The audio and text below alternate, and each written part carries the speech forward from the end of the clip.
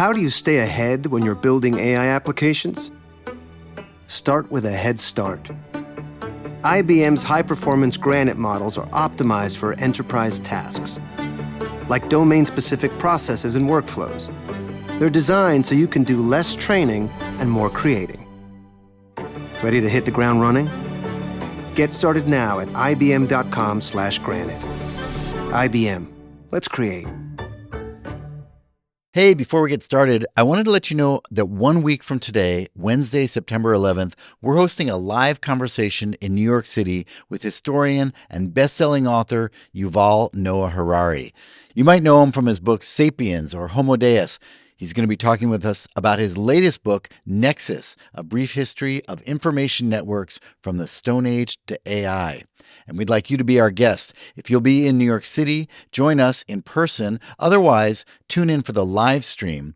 For more details and to get tickets, go to nextbigideaclub.com/events. Now, on with the show. LinkedIn presents. It's important to remind yourself that endlessly improving your exterior or trying to biohack your way to optimal performance, whatever that even means, can often be in service of a capitalist-minded lifestyle than an actual life well lived. Happy Wednesday, my friends. I'm Michael Kovnat. This is the Next Big Idea Daily. Quick masterclasses from the best new books written and read for you by the authors themselves. Hit the follow button to subscribe and sign up for one of our newsletters using the link in the episode notes. We'll help make you smarter, faster. But can we make you better looking too? Well, we can't really, but I'm willing to bet you're pretty attractive already, listener, even though there's a multi-billion-dollar industry out there that wants you to think otherwise. The peddlers of cosmetics, plastic surgery, and other products and services meant to improve your appearance, well, they spend big bucks to make you feel bad about yourself. But don't listen to them. Instead, listen to Sable Yong, author of the new book, Die Hot with a Vengeance, Essays on Vanity. Sable is a freelance writer and former beauty editor at Allure magazine. Here she is to share her big ideas.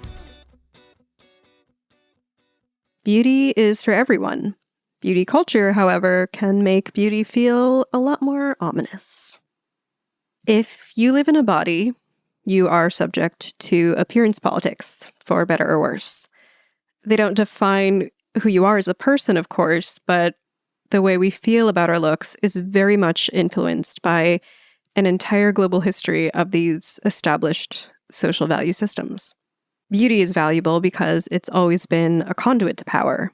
And that's just something to keep in mind when parsing what parts of beauty culture and labor you choose to validate for yourself or for others. Beauty standards are absolutely made up, but that doesn't mean they aren't influential. As a beauty editor and journalist, a lot of what we cover in the industry revolves around trends, habits, and innovations driven by consumer demand or social media. And we're given a generous amount of liberty deciding what's worth covering, which means that what you read in magazines is determined by humans with biases and advertisers to please. Social media also amplifies the message of beauty's importance by its perceived rewards and attention logs. And whether you subscribe to either or not is, of course, your choice. But I think it's a good idea to go ahead with a healthy amount of skepticism and critical thought, because most beauty standards historically weren't actually made with most people in mind. Self-optimization is a double-edged blade. Being your quote-unquote best self in an age of hyper-individualism, meritocracy, and #wellness is an easy way to play yourself when you staunchly follow messages from self-professed experts or gurus or social media noise about virality and brand marketing speak that's trying a little bit too hard to be your friend. Taking care of your health is a positive habit to commit to, of course, and it's really easy to get caught up in a self-care current when it looks like everyone is performing their glow up at you. There's only so much we can do to take care of our bodies when they're functioning as they should be.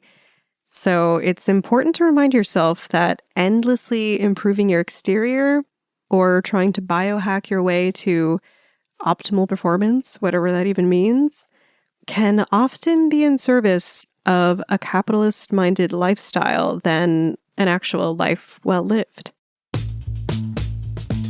Beauty should not be taken any more seriously than you take yourself. For a lot of people, women and women of color especially, beauty feels like a mandate that we have to strive for to be seen as valuable in society. The truth in that sentiment should make you mad at the entities doubling down on pressuring you to perform femininity or participate in diet culture. It bears reminding also that beauty can be a tool for individual self-expression, creativity, and exploring your identity. Beauty can be an emotive outlet or an experimental one. Also, a lot of it is just pure comedy. I cannot take myself seriously when wearing a sheet mask or trying to do anything with wet nail polish on my fingers or putting a star pimple patch on my face. When you engage with beauty as a form of creative expression, it becomes a way to connect with yourself and your true desires, and with others who also appreciate beauty the way that you do. Beauty's strength is in its community. The importance of beauty in cultural and social mobility and relevance can make it feel fraught for those of us engaging in it.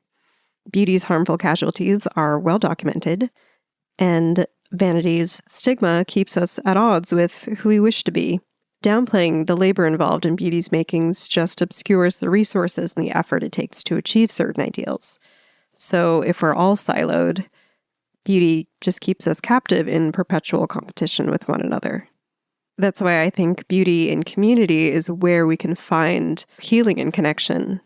Hair salons, barbershops, bathhouses, they've always been social places where we gather for beauty in service, but we're also building community in the process. Caring touch from a massage or someone washing your hair can have beneficial effects on your emotional well-being, and participating in communal care can feel spiritually bolstering. Humans have always been social creatures after all. Beauty and grooming are one of the last venues for caring touch and connecting with our bodies and others with the kind of simple vulnerability required to make these connections. Perfection is a myth. Whatever mantras exist to keep us participating in beauty culture, beauty is pain, blondes have more fun, aging gracefully, none of them are all that relevant to your connection with your body or even making you feel all that good about it. If you start to question even one, you begin to realize how none of them even really make sense. Flawlessness is easily a sunk cost fallacy. Revenge bod just weaponizes beauty against yourself in service of self-preservation in the face of heartbreak. And empowerment doesn't come in a jar or a tube or at the end of a syringe.